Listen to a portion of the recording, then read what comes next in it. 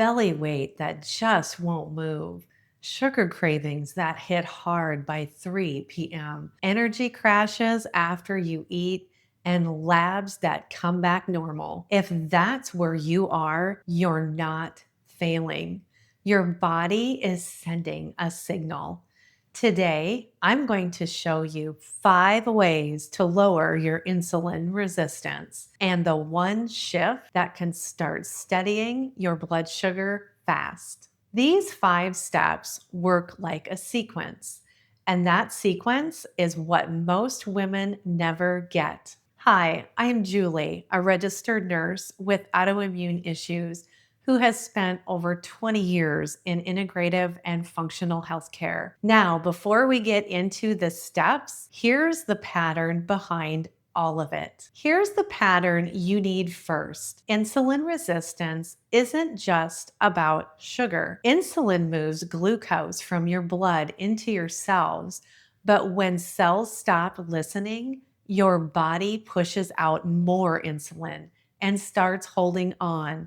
You experience weight gain, cravings, inflammation, that shaky, foggy, exhausted feeling after meals. But here's what most women are never told. The problem isn't just what's driving the spike.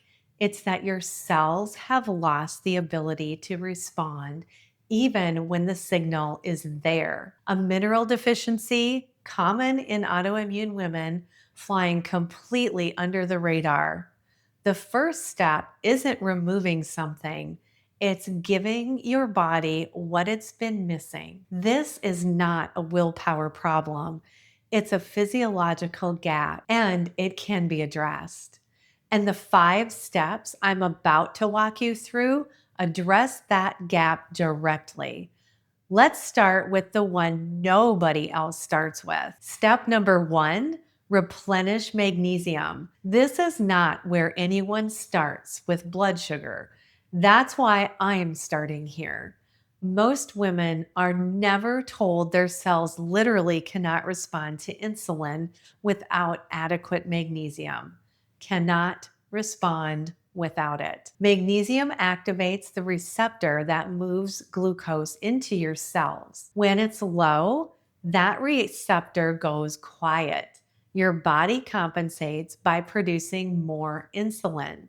And insulin resistance deepens silently while your labs look completely normal. Chronic stress, gut inflammation, and poor sleep all deplete it. Most standard panels never test the kind that matters inside your cells. Eat foods your body needs like leafy greens, pumpkin seeds, avocados, dark chocolate, yum, who doesn't love that, and almonds. When your cells have what they need to hear the signal, everything downstream will work better. The next step is one that I use personally, and it plugs right into this. So stay with me. Step 2 is berberine.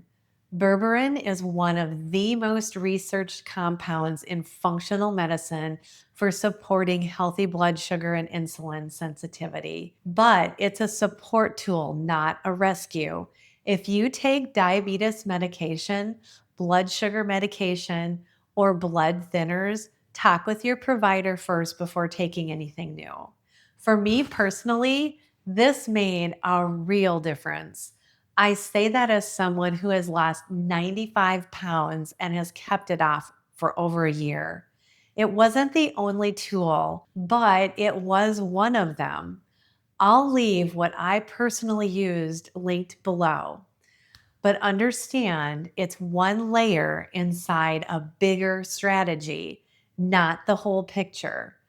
The next step is completely free and it works fast. Step number 3, walk after eating. Most women are doing the exact opposite of this. They eat, then sit. Dinner, then couch. Lunch, then desk.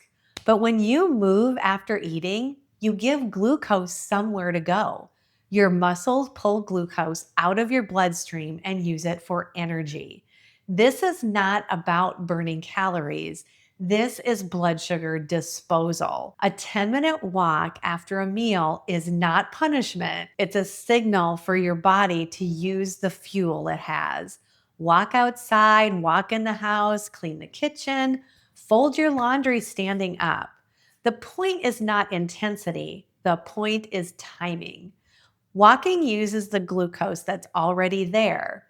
But step 4 is about building a bigger tank so there's more room for glucose to go in the first place.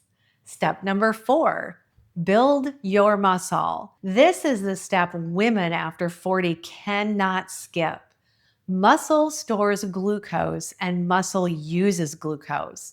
When muscle goes down, blood sugar gets harder to manage. Same foods, same habits, but different results in midlife. If you're not subscribed yet, what I'm about to say is exactly why I would.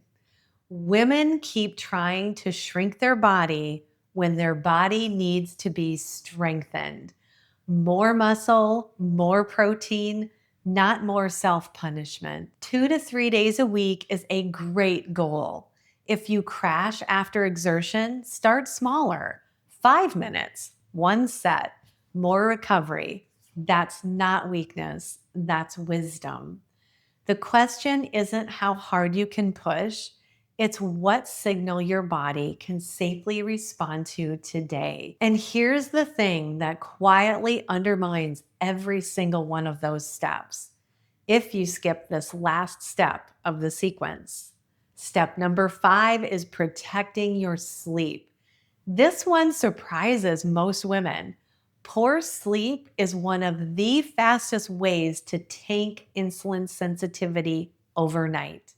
Sleep deprivation elevates your cortisol, and cortisol raises your blood sugar because your body thinks it needs emergency fuel. I hear from women constantly that cravings are far worse for them on the day they didn't sleep well. That is the cortisol cycle. In my worst fatigue years, pushing through on broken sleep, my blood sugar felt totally impossible. Not because of the food I was eating, because of cortisol. Protecting your sleep is not self-indulgence. It is a blood sugar strategy, full stop. To prepare for sleep, your lights should be turned down an hour before you go to bed. No phone screens or any other screen for 30 minutes before you go to bed. When cortisol drops, insulin can finally stop working so hard. And here's the sequence: magnesium, berberine, walk, muscle, and sleep. One meal today, protein first, fiber, healthy fat, walk 10 minutes after. Are cravings quieter? Is the crash softer? That's data, so build from there. Your body will tell you what's working, so trust it. Which one are you going to start with? Drop that in the comments below. I would love to read it, and I read every single one. Remember to like this video and subscribe if you haven't already. And please share it with a woman you know whose body still won't respond. She really needs to hear this. And remember, your body is not broken, it's burdened. And when you understand those burdens, you can finally begin supporting your body in the way it has always needed all along. Thank you so much for being here with me today, and take care of yourself because you deserve to feel better. And remember, we're all in this together. I'll see you in the next one.